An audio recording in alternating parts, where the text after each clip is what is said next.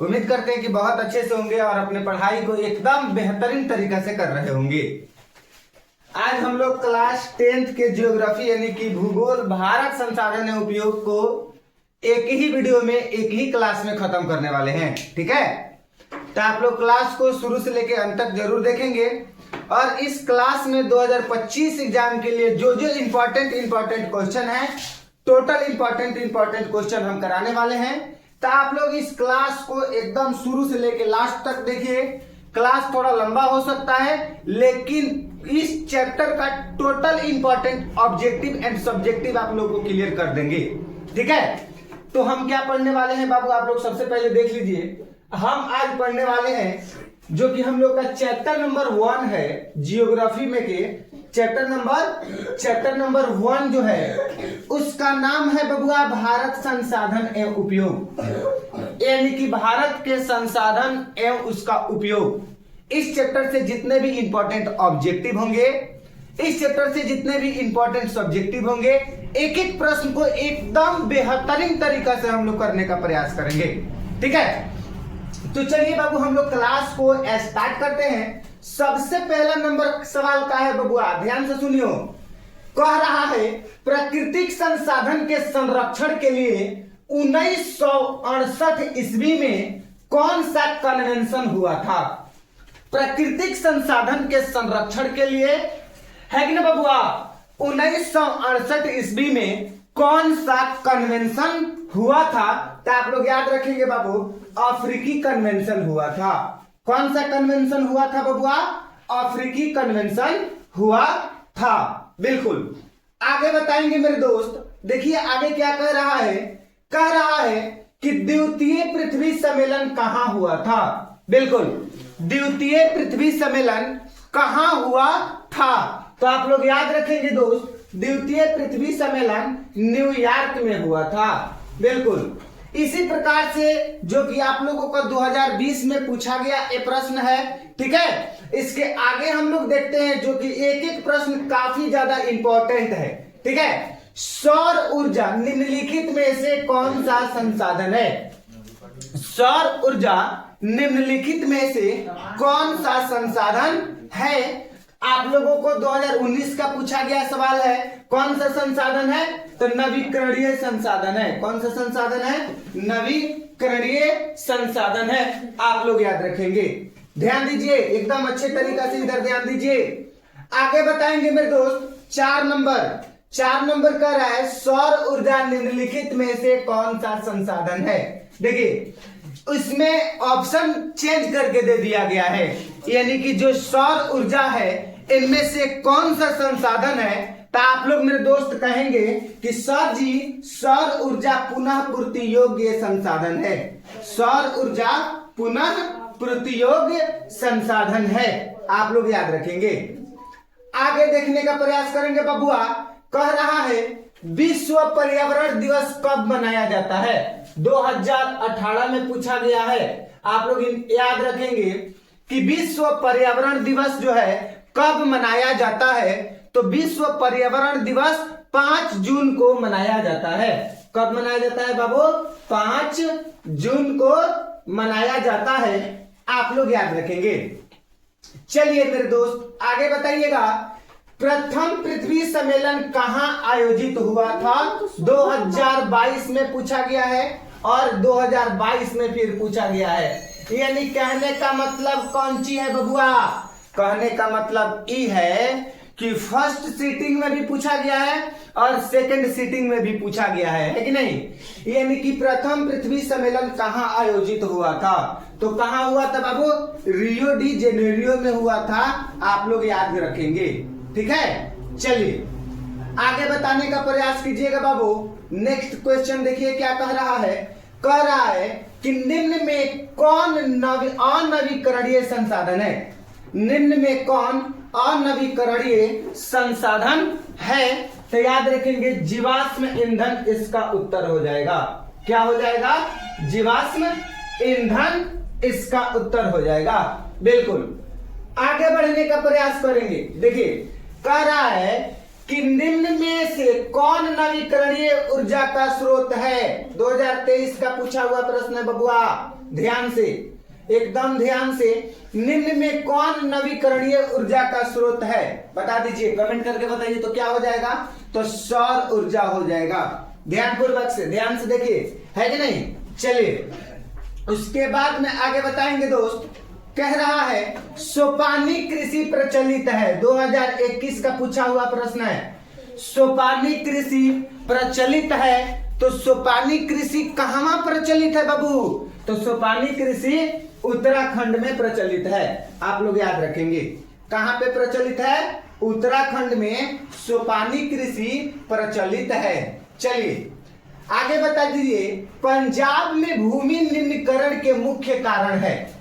देखिए कितना इंपॉर्टेंट है कि 2012 में पूछा है और 2020 में पूछा है और 2021 में पूछा है और फिर 2022 में पूछा है। देख सकते हैं आप लोग, है कि नहीं, बताइए, है कि नहीं, कि पंजाब में भूमि निम्नीकरण के मुख्य कारण क्या है। तो आप लोग कहिएगा सर जी अधिक सिंचाई। क्या हो जाएगा, अधिक सिंचाई हो जाएगा, यानी कि ऑप्शन नंबर डी हो जाएगा। ठीक है, चलिए आगे बताने का प्रयास करेंगे दोस्त, ध्यानपूर्वक से। कह रहा है काली मिट्टी उपयुक्त है। बिल्कुल, मतलब ना जो काली मिट्टी होती है बबुआ, वो कौना फसल के लिए उपयुक्त है, इसको बताना है। काली मिट्टी जो है कपास की खेती के लिए उपयुक्त है। किसके लिए उपयुक्त है बाबू, कपास की खेती के लिए उपयुक्त है कि नहीं। क्या कह रहा है, देखिए बाबू क्या कह रहा है, कह रहा है कि नहीं, कि काली मृदा का दूसरा नाम क्या है। तो काली मृदा है, उसका दूसरा नाम कौन सी है बाबू, तो रेगुड़ मृदा है। आप लोग याद रखेंगे, बिल्कुल। चलिए आगे बढ़ने का प्रयास करेंगे, ध्यान से देखिएगा। नेक्स्ट क्वेश्चन क्या कह रहा है, कह रहा है कि मेढक के प्रजनन को नष्ट करने वाला रसायन कौन है। काफी ज्यादा इंपॉर्टेंट, काफी ज्यादा इंपॉर्टेंट क्वेश्चन। मेढक के रसायन को नष्ट करने वाला, यानी कि मेढक के प्रजनन को नष्ट करने वाला रसायन कौन सा है, तो बबुआ एंड्रीन है। आप लोग याद रखेंगे, बिल्कुल। चलिए आगे बताएंगे मेरे दोस्त अच्छे से। कह रहा है कि मरुस्थलीय मृदा किस राज्य में पाई जाती है, बता देंगे दोस्त। मरुस्थलीय मृदा किस राज्य में पाई जाती है, कहां पे पाई जाती है, तो राजस्थान में पाई जाती है। आप लोग याद रखेंगे, बिल्कुल। चलिए उसके बाद में बताइएगा बाबू, अच्छा से बताइएगा। कह रहा है कि निम्न में से पुरानी जलोढ़ मिट्टी कौन है। इनमें से पुरानी जलोढ़ मिट्टी कौन है, तब बांगर है। कौन सा है बाबू, बांगर पुरानी जलोढ़ मिट्टी है। ठीक है, चलिए आगे बताएंगे ध्यान से। भारत में सबसे लंबा बांध है, यानी कि बताएंगे, है कि नहीं, भारत में सबसे लंबा बांध कौन है, तो भारत में सबसे लंबा बांध हीराकुंड बांध है। ठीक है, कौन सा बांध है, हीराकुंड बांध है। आप लोग याद करेंगे, बिल्कुल। आगे देखिए बाबू, गोविंद सागर कृत्रिम जलाशय संबंधित है। गोविंद सागर कृत्रिम जलाशय संबंधित है कि नहीं, तो आप लोग याद रखिएगा option number C, Bhakra Nangal बांध से। भाखड़ा नांगल बांध से, बिल्कुल। चलिए आगे बढ़ने का प्रयास। वृहद क्षेत्र में जल की उपस्थिति के कारण ही पृथ्वी को कहते हैं। मतलब कि बृहद क्षेत्र में, मतलब कि ज्यादा क्षेत्र में जल की उपस्थिति के कारण हम लोग पृथ्वी को क्या कहते हैं, क्या कहते हैं, तो आप लोग याद रखेंगे नीला ग्रह कहते हैं। क्या कहते हैं, नीला ग्रह कहते हैं। आप लोग याद रखेंगे, बिल्कुल। चलिए आगे बताएंगे बाबू। कह रहा है कि देश में सर्वाधिक वर्षा कहां होती है। 2019 में पूछा गया है और 2022 में पूछा गया है। कि मतलब कि देश में सबसे ज्यादा वर्षा कहां पे होती है, तो आप लोग याद रखेंगे बाबू, मानसीन राम में होती है। देश में सबसे ज्यादा वर्षा कहां पे होती है, मानसीन राम में होती है, आप लोग याद रखेंगे। ठीक है, बिल्कुल। प्राणियों के शरीर में कितना प्रतिशत जल की मात्रा निहित है, मतलब कि जो प्राणी है वो उन सब प्राणियों के शरीर में कितना प्रतिशत जल की मात्रा निहित है, मतलब प्राणियों के शरीर में कितना प्रतिशत जल है, तो 65% जल है, आप लोग याद करेंगे। ठीक है, चलिए आगे देखने का प्रयास करेंगे। कह रहा है कि नर्मदा घाटी परियोजना किन राज्यों से संबंधित है, नर्मदा घाटी परियोजना किन राज्यों से संबंधित है, तो आप लोग याद रखेंगे दोस्त, गुजरात, महाराष्ट्र और मध्य प्रदेश से संबंधित है। गुजरात, महाराष्ट्र और मध्य प्रदेश से संबंधित है, बिल्कुल। आगे बताएंगे बाबू, देश के बांधों को किसने भारत का मंदिर कहा, बता दीजिए। देश के बांधों को किसने भारत का मंदिर कहा, किसने कहा था, देश के बांधों को किसने भारत का मंदिर कहा था, तो देश के बांधों को भारत का मंदिर पंडित नेहरू ने कहा था। किसने कहा था बाबू, पंडित नेहरू जी ने कहे थे, आप लोग याद रखेंगे। हीराकुंड परियोजना किस नदी पर है, हीराकुंड परियोजना जो है वो किस नदी पे है, तो महानदी पर है। 23 नंबर, आप लोग ध्यान से देखिएगा, 23 नंबर, यानी हीराकुंड परियोजना किस नदी पे है, तो महानदी पर है। ठीक है ना, चलिए आगे बताएंगे बाबू, आगे बताएंगे। भारत में सबसे बड़ा मानव निर्मित जलाशय है, भारत में सबसे बड़ा मानव निर्मित जलाशय है, तो आप लोग याद रखेंगे गोविंद बल्लभ पंत सागर। कौन सा है, गोविंद बल्लभ पंत सागर हो जाएगा, आप लोग याद रखेंगे। आगे देखने का प्रयास करेंगे क्वेश्चन को। बिहार में अति जल दोहन से किस तत्व का संकेंद्रण बढ़ा, बताओ तो बबुआ, थोड़ा टॉप क्वेश्चन है लेकिन बता दीजिए। यानी बिहार में अति जल दोहन से किस तत्व का संकेंद्रण बढ़ा, तो आप लोग याद रखिएगा आर्सेनिक। किस तत्व का संकेंद्रण बढ़ा था, तो आर्सेनिक का बढ़ा था, आप लोग याद रखेंगे, बिल्कुल।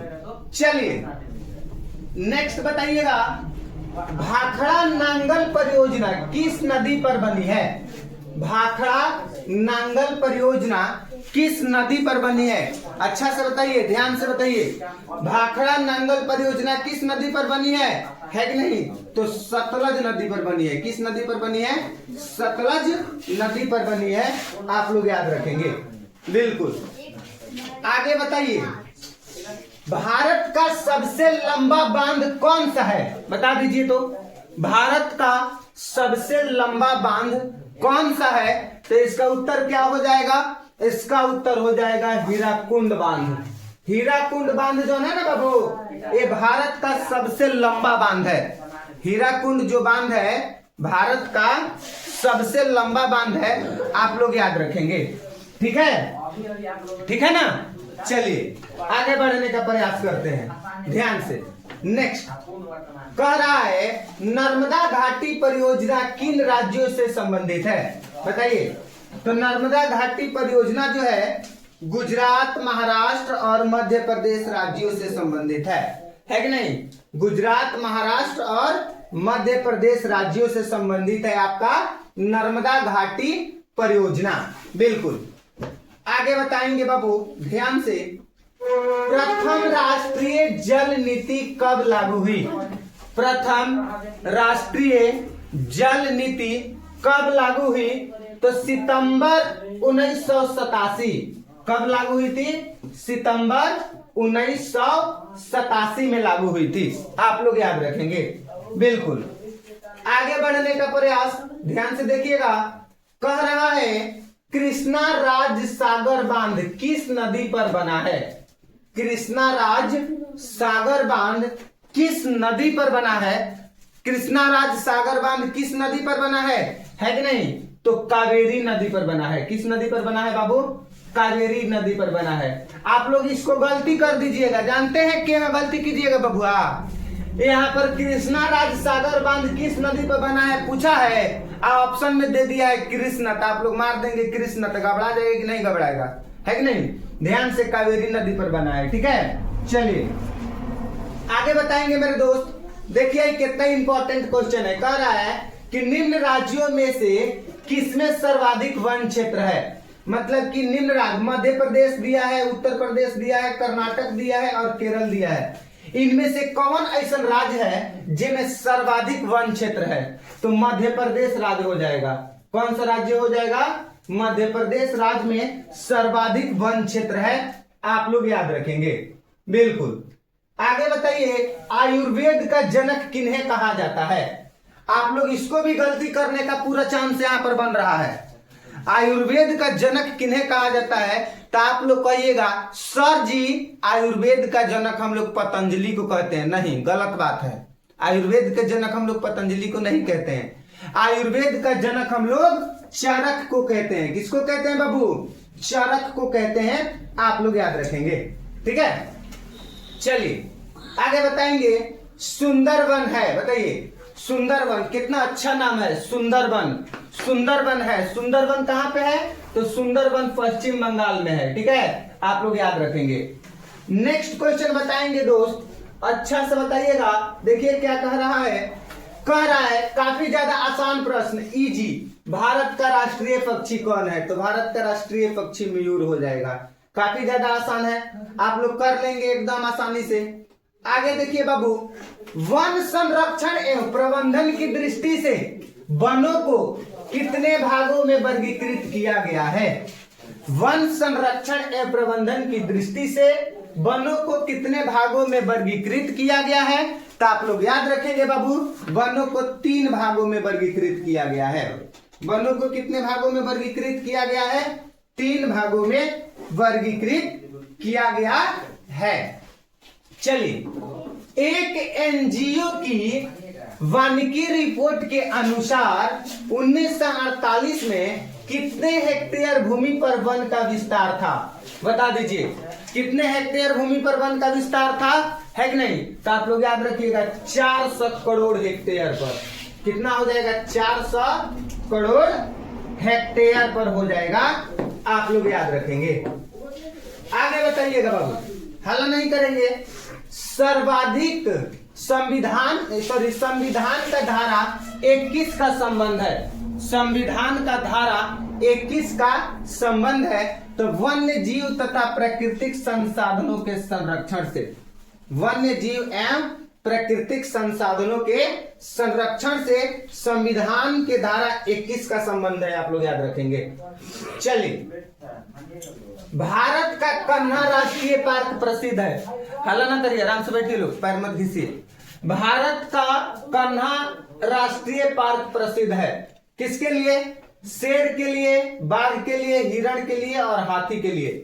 भारत का कन्हा राष्ट्रीय पार्क प्रसिद्ध है किसके लिए है, बताइए किसके लिए है बाबू, तो आप लोग याद रखेंगे बाघ के लिए। किसके लिए है, बाघ के लिए है, आप लोग याद रखेंगे बिल्कुल। नेक्स्ट बताएंगे ध्यानपूर्वक, निम्न में से कौन सा जानवर केवल भारत में ही पाया जाता है, बिल्कुल बताइए। निम्न में से वह कौन ऐसा जानवर है जो केवल भारत में ही पाया जाता है, तो आप लोग याद रखेंगे कि सर जी डॉल्फिन हो जाएगा। डॉल्फिन जो है हम लोगों का सिर्फ और सिर्फ क्या है, भारत में ही पाया जाता है, आप लोग याद रखेंगे, ठीक है। चलिए आगे बताने का प्रयास, गिर राष्ट्रीय उद्यान कहाँ है, बता दीजिए। गिर राष्ट्रीय उद्यान कहाँ पे है कि नहीं, गिर राष्ट्रीय उद्यान कहाँ पे है, बताओ जल्दी से। गिर राष्ट्रीय उद्यान कहाँ पे है, 40 नंबर का है कि नहीं, बिल्कुल गुजरात में है। कहाँ पे है, गुजरात में है, आप लोग याद रखिएगा, ठीक है बिल्कुल। आगे बताएंगे बाबू ध्यान से, नंदा देवी राष्ट्रीय उद्यान कहाँ है, 41 नंबर। 41 नंबर नंदा देवी राष्ट्रीय उद्यान कहाँ पे है, तो उत्तराखंड में है नंदा देवी राष्ट्रीय उद्यान।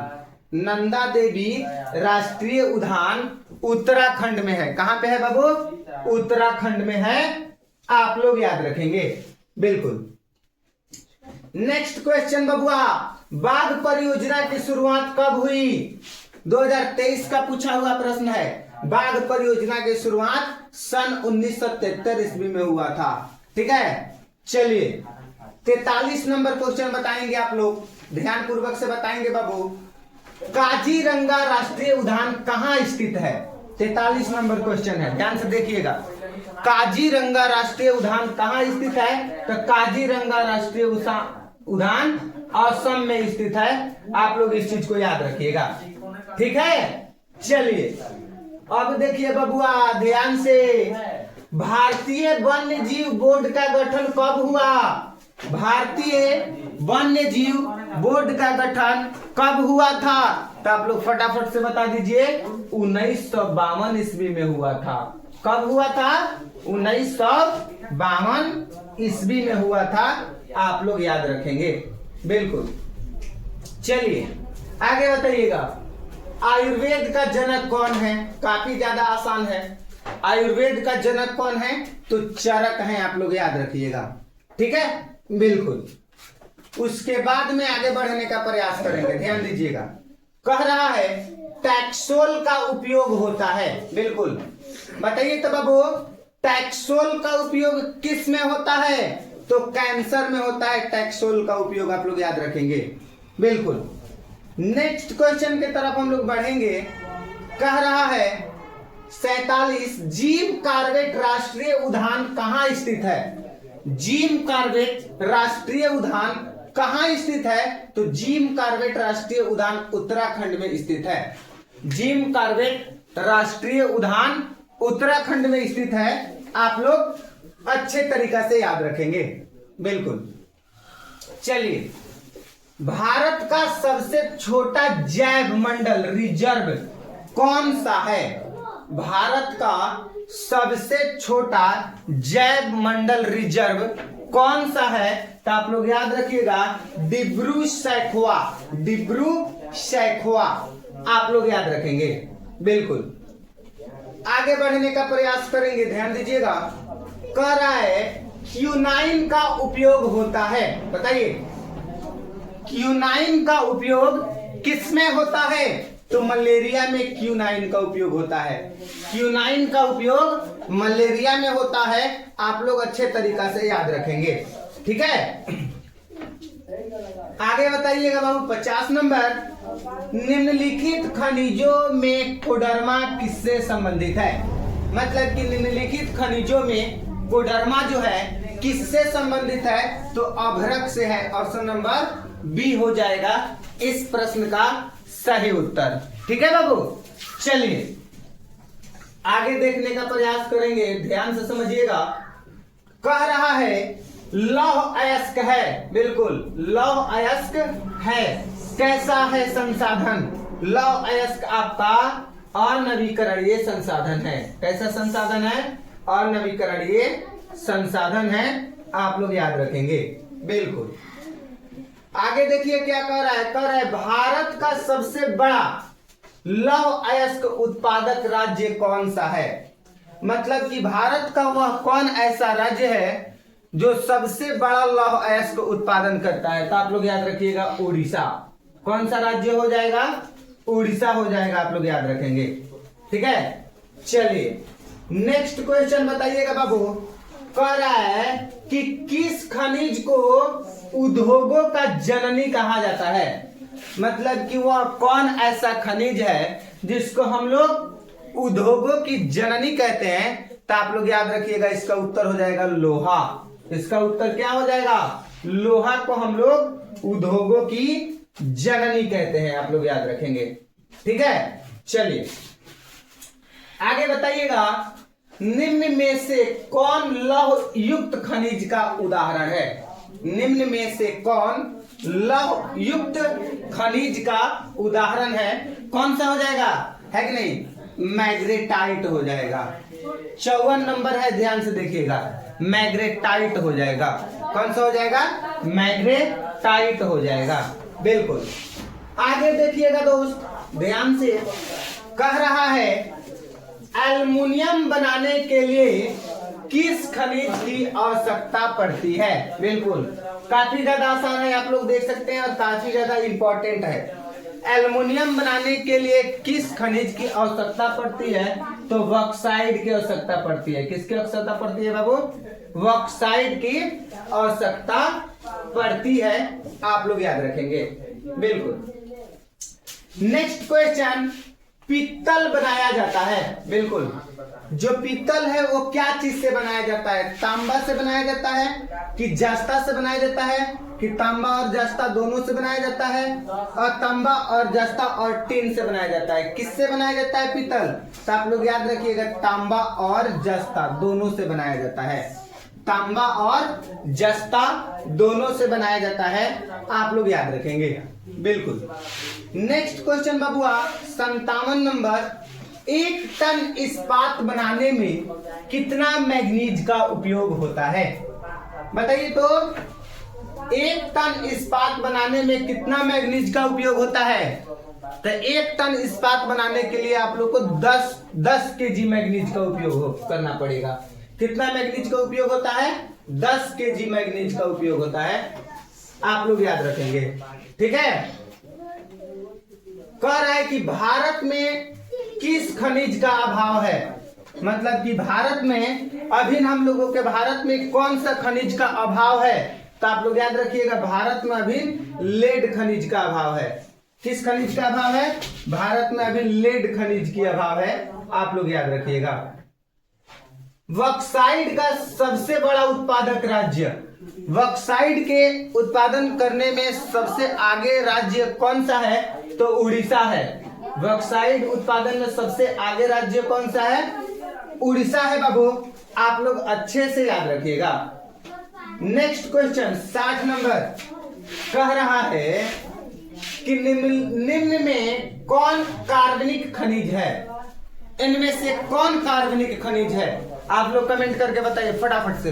इनमें से जो कार्बनिक खनिज है, कोयला हो जाएगा। 60 नंबर का ए क्या हो जाएगा? कोयला हो जाएगा, आप लोग अच्छे से याद रखेंगे बिल्कुल।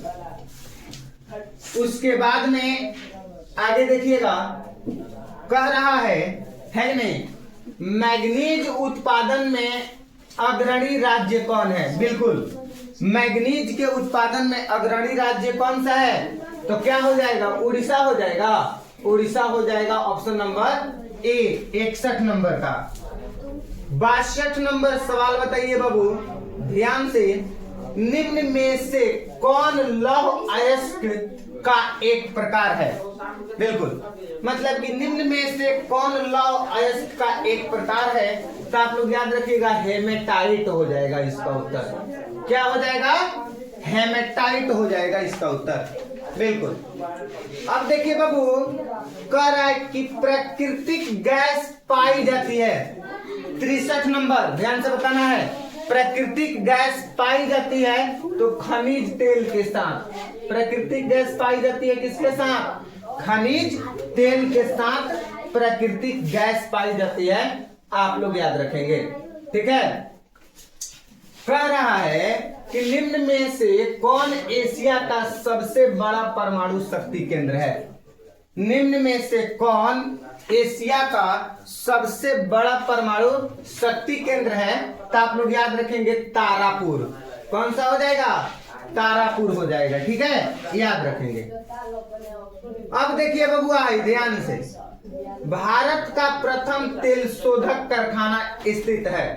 भारत का प्रथम तेल शोधक कारखाना स्थित है कहाँ? डिगबोई में। कहाँ पे स्थित है? डिगबोई में स्थित है, याद रखेंगे बाबू अच्छा से। चलिए आगे बताइएगा, सर्वोत्तम कोयले का प्रकार कौन सा है? मतलब कि सर्वोत्तम कोयले का प्रकार कौन सा है? तो एंथ्रासाइट हो जाएगा। क्या हो जाएगा? एंथ्रासाइट, आप लोग याद रखेंगे, एंथ्रासाइट हो जाएगा, ठीक है, याद रखेंगे। नहीं, ऑप्शन नंबर ए में है एंथ्रासाइट, ठीक है। चलिए आगे बताइएगा बाबू ध्यान से, सबसे घटिया कोयला है। बिल्कुल, सबसे घटिया कोयला कौन सा है? तो सबसे घटिया कोयला पीट है, आप लोग याद रखेंगे। कौन सा है? सबसे घटिया कोयला पीट है। बिल्कुल। चलिए आगे बताएंगे बाबू, भारत में कोयले का सर्व प्रमुख उत्पादक राज्य है।